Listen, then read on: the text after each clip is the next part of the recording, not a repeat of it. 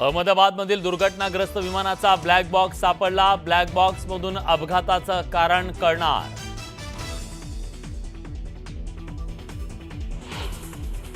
विमान दुर्घटनेनंतर आता मृतदेहांची ओळख पटवण्याबाबत मोठी कसरत। 200हून अधिक लोकांचे डीएनए सॅम्पल घेतल्याची माहिती।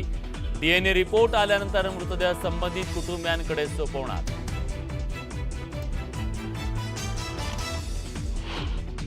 भारतात बोईंग 787 विमानांच्या उड्डाणास बंदी घालण्याची शक्यता। सर्व बोईंग विमानांचा आधी घेतला जाणार सुरक्षेचा आढावा। डीजीसीए कडून विशेष ग्राउंड करण्याची तयारी। विमान अपघातातून वाचलेल्या विश्वास कुमारची पंतप्रधान मोदींनी घेतली भेट, केली विचारपूस। अपघात झाल्यानंतर गेट उघडल्यानं पडला होता बाहेर। एअरपोर्टवर पोहोचायला 10 मिनिटं उशीर झाल्यानं भूमी चौहानचा वाचला जीव।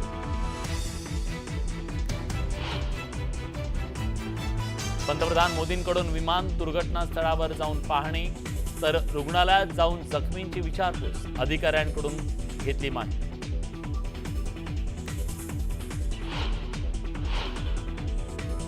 मला जर आज उद्या जर उद्धव साहेबांनी बोलतो मी त्यांनाही भेटायला जाऊ शकतो।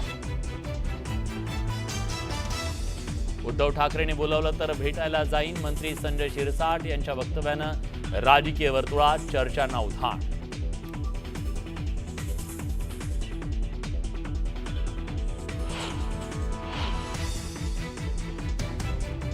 पालिका निवडणुकीत भाजप सोडून कुणासोबतही युती करण्याची शरद पवार यांच्या पक्षाची तयारी। अजित पवारांसोबतही युती होऊ शकते। न्यूज 18 ला वरिष्ठ सूत्रांची माहिती।